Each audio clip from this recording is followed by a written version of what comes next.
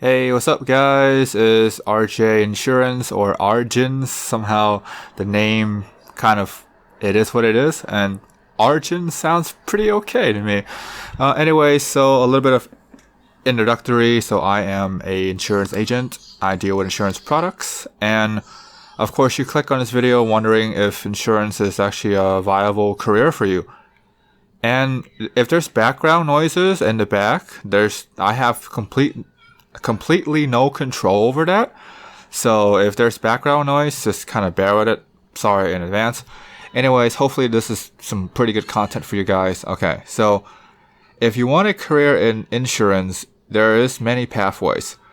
You can go the agent sales route. You can go the claims route. You can go the customer service route.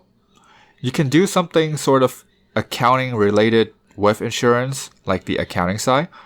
You can be an actuary, and you can be a, let's see what else. I think I covered everything. Oh, you can be an underwriter. Yeah, there we go. So those are the couple of pathways I know with insurance. And then if you want to do the underwriting route, you would need to get a CPCU, certified, if only I did my research for this video. But yeah, it's called a CPCU, and then that's something that you would need to take a series of courses for to actually get there if you want to do underwriting side. If you want to do claims side, most likely you're probably going to end up doing something with customer service first. You get the experience, and then you move on to claims. And then from the customer service side, you mainly work in call centers if you start out as customer service. That is your main sort of area, domain kind of thing. And if you know what call center jobs are, it's basically like that, but you're doing with insurance. And then in terms of, okay, we did claims, we did customer service, we did underwriting, and actuary. Actuary, this is something where you would need to take a series of tests. It's kind of like underwriting, but not really, where it involves a lot of math because you are the ones that are coming up with the rates on which people pay. Like, you know how people would buy, let's say, like car insurance. Like the rate that they pay, whatever the amount premium is, that's usually what the actuary does, is that they come up with that number, and then that's how people would pay.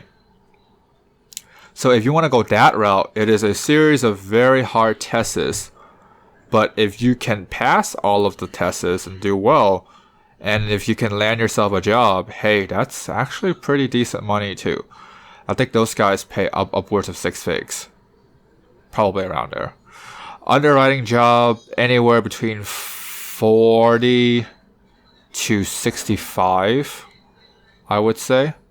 Like 40 to 65.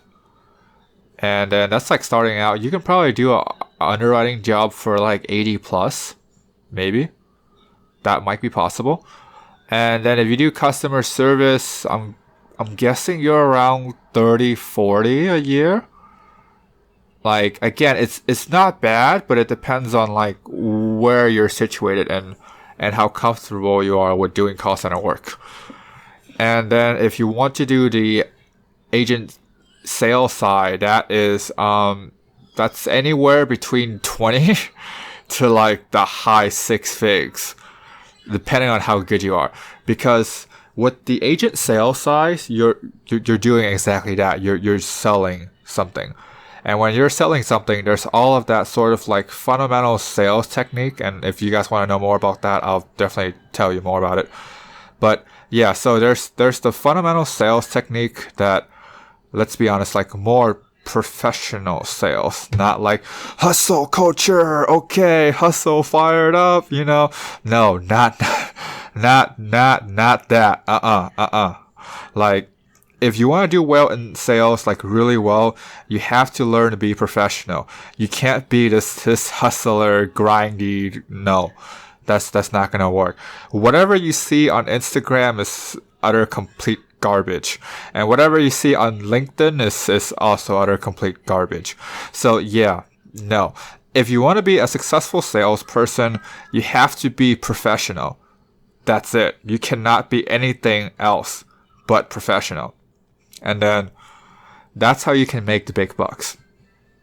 So in terms of the agency sales side, you do need to take tests. You are required. It depends on the particular product you want to do. If you want to do P&C, which is property and casualty, you need to take that license. If you want to do life and health, you need to take that license. And I would recommend doing both. Here's why. Because if you have those two licenses, during the renewal, you only renew once and you get both of them. So that's actually pretty cool. And then the second thing is that job opportunity. So if you want to get both licenses, you have a higher chance of getting different types of sales job depending on the product that the company offers. And then, you have a higher chance of just getting a job overall because you have more licenses under you. And then after getting the PC Life and Health, I would say go for Series 663 and 7 if you want to do securities.